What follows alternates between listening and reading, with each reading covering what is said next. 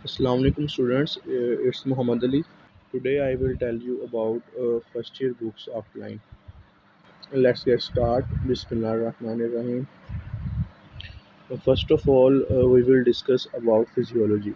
Physio है उसके लिए आपने अपनी जो मेन बुक रखनी है वो आपने रखनी है गाइटन एंड हॉल उसका 14th एडिशन आजकल चल रहा है तो वो आपने ले लेनी है। तो बहुत से बच्चे जो हैं फिजियो के लिए फिरदौस भी पढ़ते हैं, लेकिन फिरदौस जो है वो है शॉर्ट बुक, तो आपने फिरदौस प्रेफर नहीं करनी।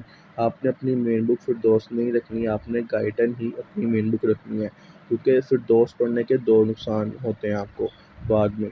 एक तो ये कि जो फिरदौस है उससे आपके एससीक्यू जो हैं यूक्यू जो हैं आपके बड़े अच्छे आपके अटेम्प्ट हो जाते हैं, लेकिन जो वाइवा क्वेश्चंस और सेकंड जो मेन चीज़ होती है फिजियो की, वो होती है फिजियो के एमसीक्यूज़ जो कि फुल कॉन्सेप्ट बेस्ड एमसीक्यूज़ होते हैं। वो आपके कभी भी फिरदौस से अटेम्प्ट नहीं होते, क्योंकि फिरदौस आपको हर टॉपिक का जस्ट वन लाइनर देती है। आप उसे रट्टा तो लगा सकते हैं बट आपको कॉन्सेप्ट नहीं मिलेगा, तो आपको गाइडन रीड करनी है हर टॉपिक के लिए, थ्रू आउट रीड करनी है, ठीक है। लेकिन कुछ ऐसे टॉपिक है जो कि गाइडन पे नहीं लिखे, ठीक है, वह लिस्ट नहीं किए हुए, वो जस्ट फिरदौस पर लिखे हुए हैं, एक एक दो दो लाइनों के लिखे हुए हैं। तो वो मैं आपको नेक्स्ट वीडियो में बताऊँगा कि वो टॉपिक कौन से जो कि आपने जस्ट फिरदौस से ही करने हैं। उसके बाद जो थर्ड बुक है फिजियो की वो है गेनोंग। जो गेनोंग है वो आपने नहीं पढ़नी, फर्स्ट ईयर के लिए आपने नहीं पढ़नी, क्योंकि ये एक नेक्स्ट लेवल की बुक है, ठीक है।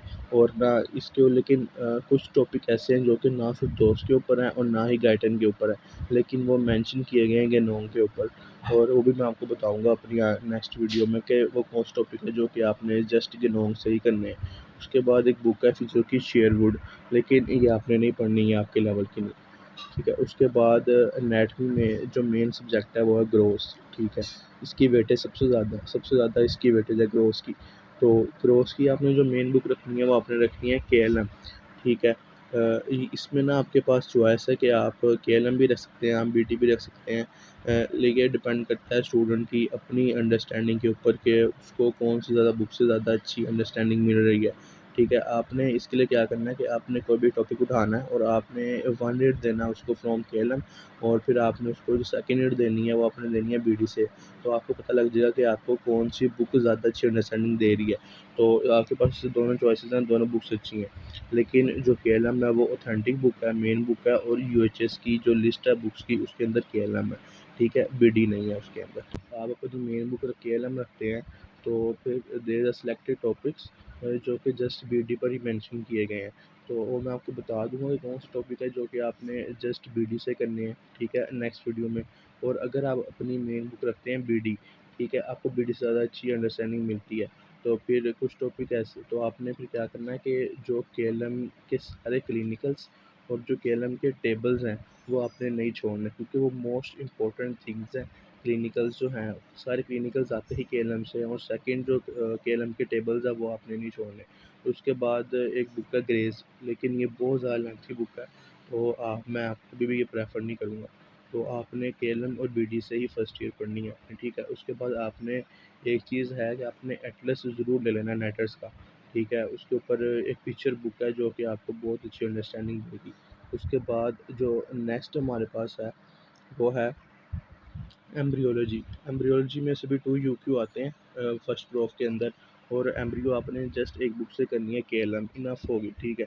और आपने इसके भी सिलेक्टेड टॉपिक्स हैं जो कि मैं आपको बताऊंगा कि ये टॉपिक इंपॉर्टेंट है तो आपने ये करने हैं, तो इंशाल्लाह आपका 100% पेपर कवर होगा इंशाल्लाह। तो लेकिन इसकी भी एक शॉर्ट बुक है शर्जील, जो कि स्टूडेंट्स अक्सर पढ़ते हैं कि एग्ज़ाम आया, अब 1-2 दिन रह गए तो टाइम नहीं है केएलएम पढ़ने का, तो शर्जील उठा लेते हैं। तो शर्जील जो है ना आपको ना फिर आप चीज़ों की समझ आती है उस वक़्त, जो आप रट्टा लगाते हो भी आपको पेपर में भूल जाता है, तो शर्जील आपने नहीं पढ़नी। हाँ, आप ये कर सकते हैं कि केएलएम से टॉपिक को पूरा प्रिपेयर करें, उसके बाद उसकी समरी लेने के लिए वो टॉपिक आप शर्जील से एक दफ़ा पढ़ लें, क्योंकि शर्जील पे हर टॉपिक की समरी दी गई है। उसके बाद है जीए, जनरल एनाटमी, वो आपने छोटी सी बुक है लाइक हुसैन, वो आपने वहाँ से करनी है लाइक हुसैन से। इंशाल्लाह नेक्स्ट वीडियो में आपको ये भी बताऊँगा कि कौन से टॉपिक आपने किस बुक से करने हैं। उसके बाद एनाटमी का लास्ट जो है वो है हिस्टो। अब हिस्टो बहुत से बच्चे स्किप कर देते हैं, कोई बच्चे करते हैं फिर 2 से कर लेते हैं। ठीक है, क्योंकि हिस्टो को कोई इतनी इम्पोर्टेंस नहीं देता, लेकिन हिस्टो फिर 2 से हो जाती है फर्स्ट ईयर की। लेकिन इसका नुकसान फिर ये होता है कि थर्ड ईयर में जाके जब आपने पैथो पढ़नी है, तो आपको हिस्टो का नॉलेज, बैकग्राउंड नॉलेज हिस्टो का आपको चाहिए, उसके बगैर आप पैथो नहीं पढ़ सकते। तो एक ये चीज़, और सेकंड, कभी-कभी एमसीक्यूज़ जो होता है एग्ज़ामिनर वो बहुत ज़्यादा कॉन्सेप्चुअल एमसीक्यू दे देता है। ठीक है, वो through out concept based MCQs होते हैं। और सेकंड, वाइवा के क्वेश्चन ऐसे होते दोस्त पे नहीं लिखे होते। ये लाइफ हुसैन पढ़नी है, ठीक है। अब ये नहीं कि आप पूरी लाइफ हुसैन पढ़ें, मैं आपको कभी भी ये नहीं कहूँगा कि आप पूरी लाइफ हुसैन पढ़ने बैठ जाएँ। मैं आपको सिलेक्टेड टॉपिक्स बताऊँगा ऐसे, जो कि आपने लाइफ हुसैन से करने हैं, ठीक है, बाकी आप स्किप कर सकते हैं। उसके बाद डिफोरे का एटलस होता है एक हिस्टो का, वो आपने ले लेना है, ठीक है। इससे क्या होगा कि ये जो एटलस है, इसकी 2 स्पेशलिटीज़ हैं इसकी। एक तो इसके ऊपर जो डायग्राम्स हैं वो बहुत अच्छी दी गई हैं, और सेकंडली हर टॉपिक की आप स्प्लीन पढ़ते हैं, थाइमस पढ़ते हैं, एपिथेलिया पढ़ते हैं, जो भी पढ़ते हैं उसकी समरी दी गई है, जो कि 4 से 5 लाइनें हैं, ठीक है। अब जब आपके जब प्रैक्टिकल होगा आपका, तो आपने आइडेंटिफिकेशन करनी होती है स्लाइड्स की, प्लस उसके आइडेंटिफिकेशन पॉइंट्स लिखने होते हैं। तो वो जो पॉइंट्स हैं वो आपने समरी वाले लिखने होते हैं पॉइंट्स। उसके बाद नेक्स्ट है हमारे पास बायोकेमिस्ट्री। बायोकेमिस्ट्री जो है, इसका जो फर्स्ट ईयर का सिलेबस है वो स्कैटर्ड है। तो स्टूडेंट्स बड़ा परेशान होते हैं कि ये टॉपिक कहाँ से करेंगे, टॉपिक नहीं मिल रहा, ठीक है। लेकिन आपने परेशान नहीं होना, मैं आपको बताऊँगा, तो इंशाल्लाह आपके लिए बहुत ज़्यादा सिम्प्लीफाई हो जाएगा ये। तो आपने जो बायोकेमिस्ट्री है उसके लिए कभी भी डायरेक्ट बुक अपनी हार्पर नहीं उठानी, क्योंकि हार्पर नो डाउट एक ऑथेंटिक बुक है, ठीक है, लेकिन ये बैकग्राउंड नॉलेज माँगती है। आपको हार्पर की समझ नहीं आएगी कभी भी। तो अगर आप डायरेक्ट हार्पर उठाते हैं, तो आपने फ़र्स्ट ऑफ़ ऑल लिपन उठानी है, ठीक है। लिपन आपने अपनी मेन बुक रखनी है, लेकिन और उसके बाद ना कुछ टॉपिक हैं जो कि आपने मुश्ताक से करने हैं। वो कौन से, कार्ब्स और लिपिड्स जो हैं वो आपने जस्ट मुश्ताक से ही करनी है, ठीक है ना। मुश्ताक बहुत अच्छी दी गई हैं। और उसके बाद जो बुक है सत्या, कुछ टॉपिक ऐसे हैं जो कि ना मुश्ताक के ऊपर हैं और ना ही लिपन कोड के ऊपर हैं, वो सबसे अच्छे लिखे गए हैं सत्या के ऊपर। उसके बाद जो हार्पर है वहाँ से आपने क्या करना है, हार्पर से एक तो आपने सिग्नल ट्रांसडक्शन वाला टॉपिक करना है, और नेक्स्ट है हार्पर से आपने क्या करना है, हार्पर से जस्ट आपने हेडिंग्स देखनी है, जो भी टॉपिक आपने पढ़ना है उसकी आपने हेडिंग जो है वो आपने हार्पर से देखनी है, ठीक है। क्योंकि कभी ऐसा होता है कि जो एमसीक्यूज होते हैं वो आपको डिटो हार्पर की लाइंस आई होती हैं, ठीक है। और लास्ट चीज़ जो कि बहुत इंपॉर्टेंट चीज़ है, वो है गाइस आपके पास्ट पेपर्स, ठीक है। पास्ट पेपर आपने स्किप नहीं करने कभी भी, क्योंकि जो फर्स्ट ईयर और सेकंड ईयर मेनली उसमें 60 to 70% पेपर सारा का सारा आता ही पास्ट पेपर है।